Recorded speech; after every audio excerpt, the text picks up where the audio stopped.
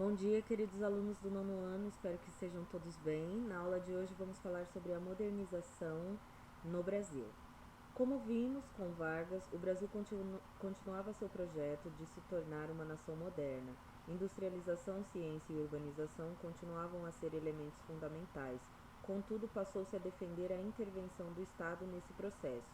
A modernidade, porém, não se resumia a esses elementos. Uma série de produtos e inovações tecnológicas ajudavam a conformar a ideia de modernidade. O rádio era uma dessas novidades modernas. Ele foi introduzido no Brasil na década de 1920 e logo fez muito sucesso. Nessa época, o aparelho custava caro, então poucas famílias tinham condições de comprá-lo. Por isso, as pessoas costumavam se reunir na casa de familiares, vizinhos e amigos para ouvir as transmissões. Durante os anos de 1930 e 1940, cresceu o número de emissoras e programas de rádio, assim como o aparelho se tornou mais acessível. Em razão da importância que o rádio assumiu nesse período, como veículo de comunicação, lazer e integração nacional, fala-se em uma era do rádio que durou até os anos 1950. Na década de 1930, o governo passou a controlar as concessões a novas emissoras e, além de programas educativos e musicais, as rádios puderam veicular propagandas comerciais, o que atraiu um grande número de anunciantes e possibilitou programas de rádio novos e mais longos, assim como sua profissionalização. As emissoras contavam, além dos locutores, com cantores, músicos de orquestra, produtores, entre outros profissionais.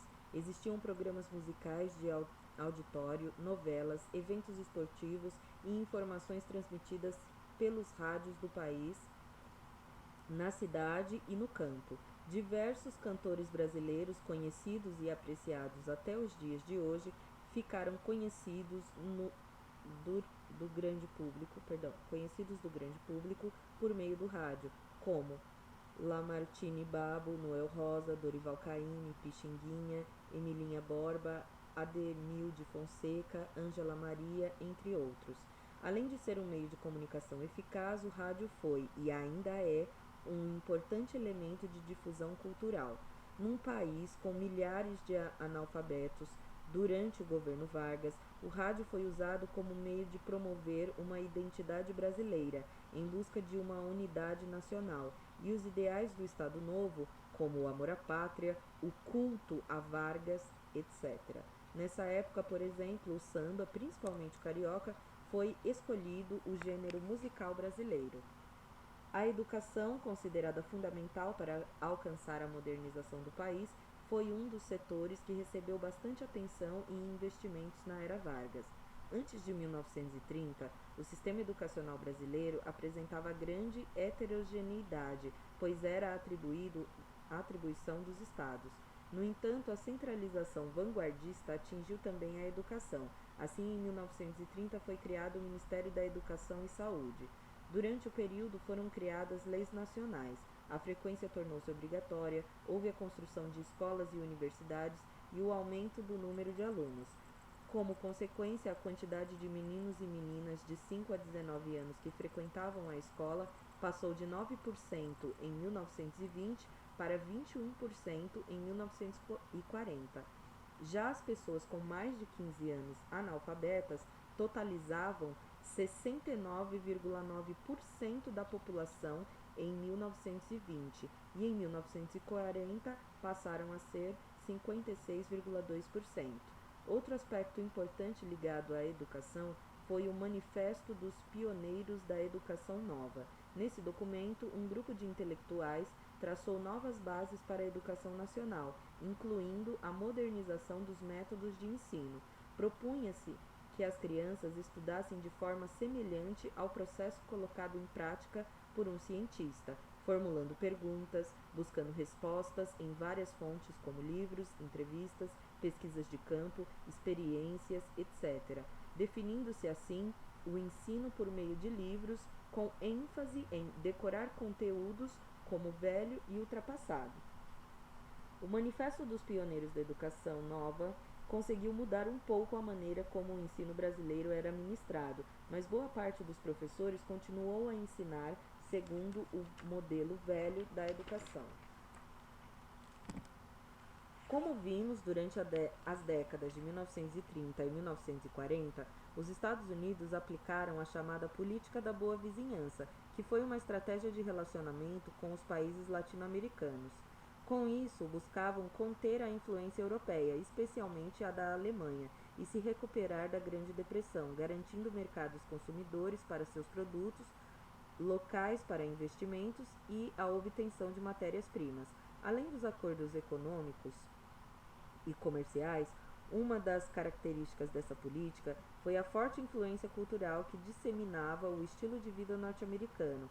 Para isso, os Estados Unidos criaram um departamento voltado para áreas como rádio, cinema, imprensa, música, artes, literatura, problemas sanitários, transportes, entre outros. Nesse contexto, a cantora Carmen Miranda e o personagem Zé Carioca se consagraram nos Estados Unidos, no Brasil e em outros países latino-americanos e se tornaram estereótipos do país e dos brasileiros. Acontecimentos internos e externos entre 1930 e 1945 contribuíram para transformações na literatura brasileira, dando origem a um grupo de literatos que, em virtude das características comuns, recebeu o nome de segunda geração modernista. Uma das marcas dessa segunda geração foi a literatura preocupada em denunciar as mazelas da sociedade brasileira, seus problemas históricos e sociais. Alguns dos autores desse movimento são Jorge Amado, Graciliano Ramos, Raquel de Queiroz, José Lins do Rego, José Américo de Almeida e Érico Veríssimo. Suas obras literárias, que tinham como personagens tipos brasileiros, fruto da miscigenação étnica e cultural, eram muitas vezes também caracterizados pela pobreza e pela desigualdade social, criticadas e combatidas. Os brasileiros foram impedidos de votar para presidente por 15 anos. Em dezembro de 1945, em meio à euforia relacionada à queda de Vargas e às eleições presidenciais, Eurico Gaspar Dutra foi eleito presidente. Também foram eleitos novos deputados federais e senadores. Ainda que Dutra representasse uma mudança política, pois era de outro partido político, o PSD, foi apoiado pelo PTB de Vargas. Sob a influência da promoção dos ideais de liberdade e democracia que marcaram o país depois da vitória dos aliados na Segunda Guerra Mundial, Dutra apoiou a Assembleia Constituinte, que elaborou a Constituição de 1946. Esse documento garantia o retorno da democracia ao país, restituiu as liberdades individuais, como a liberdade de expressão e religiosa, a liberdade de associação, o direito de greve. O voto secreto e obrigatório foi mantido para os maiores de 18 anos, mas analfabetos continuaram impedidos de votar. Além disso, manteve-se a separação dos poderes em executivo, legislativo e judiciário, e retomou-se, por meio do federalismo, a autonomia dos estados. O governo Dutra teve tendências liberais e diminuiu a participação do Estado na economia. Permitiu ainda mais liberdade de investimentos à iniciativa privada e a entrada de capitais estrangeiros no país. Nesse contexto, liberou as importações, especialmente de produtos norte-americanos, na contramão da política adotada por Vargas. Isso aproximou ainda mais o Brasil e os Estados Unidos, que estreitaram laços comerciais e políticos. No contexto da polarização política entre capitalistas e socialistas, o Brasil alinhou-se explicitamente ao bloco norte-americano e o Partido Comunista Brasileiro foi mais uma vez considerado ilegal no país. Os sindicatos também passaram a ser controlados para evitar a organização dos trabalhadores e o avanço do comunismo. Dutra lançou ainda o Plano SALT, cuja sigla indica as áreas que receberiam investimentos especiais do governo: saúde, alimentação, transporte e energia. Ainda que algumas estradas tenham sido construídas e se tenha avançado na produção e no refino do petróleo, o plano não foi completamente implementado. A insatisfação popular ficou evidente nas eleições seguintes. Em 1950, quando Getúlio Vargas voltou a ser presidente do Brasil, dessa vez por eleições democráticas. Assim que assumiu, Vargas voltou a colocar em prática boa parte das políticas nacionalistas que caracterizaram seu primeiro e longo período na presidência: centralização do poder, populismo, com medidas que favoreciam tanto empresários quanto trabalhadores, e maior intervenção do Estado na economia, com foco no desenvolvimento e no crescimento industrial. Impondo limitações aos investimentos estrangeiros, em 1952 foi criado o Banco de Desenvolvimento Econômico, BNDES, com o intuito de promover e financiar o desenvolvimento do país, concedendo empréstimos a projetos públicos e privados. A Petrobras foi criada no ano seguinte, sob o lema "O petróleo é nosso". A empresa estatal tinha um monopólio na extração e no refino do petróleo. De acordo com a política nacionalista que defendia, Vargas limitou a remessa de lucros para o exterior pelas empresas estrangeiras em 10%. Apesar dessas medidas, o país passava por um momento de dificuldades do ponto de vista econômico. O custo de vida aumentava com a inflação, gerando enorme insatisfação popular. Várias manifestações foram realizadas pelo país, além da organização de greves que durante seu governo anterior eram proibidas. Uma das principais reivindicações era o aumento salarial. Com o intuito de agradar e acalmar os trabalhadores, em 1953, Vargas nomeou João Goulart, mais conhecido como Jango, ministro do Trabalho. Jango era ligado aos sindicatos e esperava-se, com sua nomeação, conter o avanço do comunismo entre os trabalhadores sindicalizados. O ministério, nas mãos de Jango, não agradou os políticos mais conservadores, nem os empresários. No entanto, Vargas o manteve no cargo por algum tempo. O ministro passou a intermediar as negociações entre o governo e os grevistas, obtendo êxito algumas vezes. Contudo, os baixos salários continuaram a provocar revolta entre boa parte dos trabalhadores brasileiros, num cenário em que a economia não apresentava melhora. Diante das pressões de setores conservadores e militares, Jango foi retirado do Ministério do Trabalho em fevereiro de 1954. Contudo, em 1º de maio do mesmo ano, Vargas dobrou o valor do salário mínimo, aceitando a sugestão de Jango. Essa medida contentou os trabalhadores, mas criou um clima hostil para Vargas no meio político. Diferentemente do que ocorreu durante o Estado Novo, nesse mandato democrático, o governo tinha de conviver com a liberdade de expressão e pensamento e, portanto, com as críticas abertas da oposição. O principal partido opositor era a UDN e havia ainda o descontentamento de setores das Forças Armadas. Um dos principais motivos era o projeto desenvolvimentista do Brasil.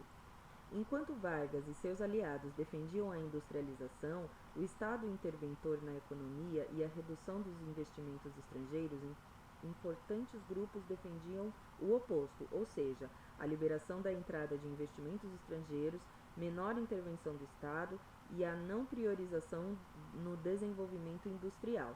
O estopim dessa relação conflituosa se deu no início do mês de agosto de 1954, quando o deputado Carlos Lacerda, da UDN, e um dos principais críticos de Vargas na imprensa, sofreu uma tentativa de assassinato. Os disparos foram feitos pelo guarda-costa de Vargas. O episódio desencadeou uma grave crise política e Vargas, acusado de tentar eliminar um de seus inimigos políticos, passou a ser pressionado para deixar a presidência. Ele não renunciou, mas diante da complicada situação em que se encontrava, cometeu suicídio no dia 24 de agosto de 1954. Os setores populares, entre os quais Vargas tinha grande prestígio, reagiram com grande comoção, apesar das críticas que o presidente vinha sofrendo. Nesse clima de instabilidade, assumiu seu vice, Café Filho. Em 1955, conforme previsto pela Constituição, foi realizada a eleição para presidente, na qual foi eleito Juscelino Kubitschek, conhecido como JK, que assumiu o cargo em janeiro de 1956. A década de 1950 trouxe outra inovação para o Brasil, a televisão. Assim como o rádio, tratava-se de uma inovação tecnológica doméstica, agora capaz de transmitir imagens à distância por meio de ondas.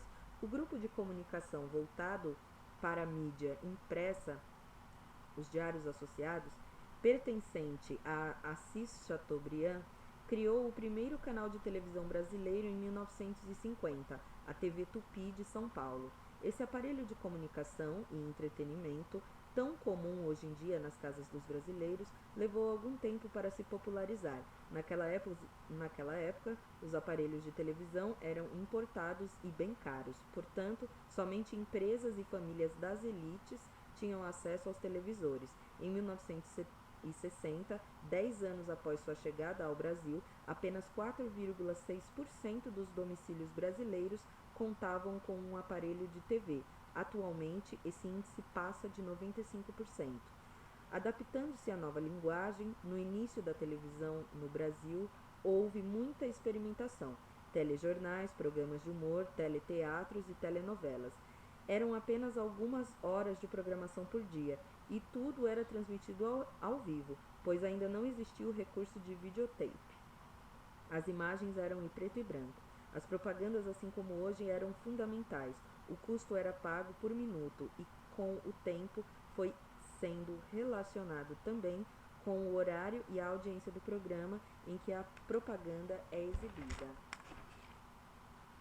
Como vimos, após a Segunda Guerra Mundial, houve uma bipolarização mundial, baseada na oposição entre as potências mundiais,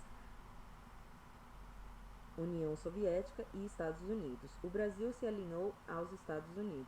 Desde então, a presença de produtos e das práticas ligadas ao American Way of Life pode ser cada vez mais percebida no dia a dia dos brasileiros. Eletrodomésticos e hábitos como mascar chiclete, ouvir rock e beber refrigerante eram cada vez mais comuns entre os jovens brasileiros, especialmente no espaço urbano. Filmes, artistas e costumes norte-americanos faziam bastante sucesso no Brasil. Bom, por hoje é só. Na próxima aula nós vamos estudar o governo do Juscelino Kubitschek e o início da década de 60 no Brasil, além de fazer uma breve revisão sobre o que foi estudado no capítulo, para encerrarmos a temática do segundo bimestre. Não percam o prazo para responder a atividade contínua, nem a pesquisa bimestral. Então, espero que qualquer dúvida que vocês tenham, vocês possam me escrever lá no chat do Binóculo, no chat do Escolhas ou no Binóculos. Tchau, tchau, até mais.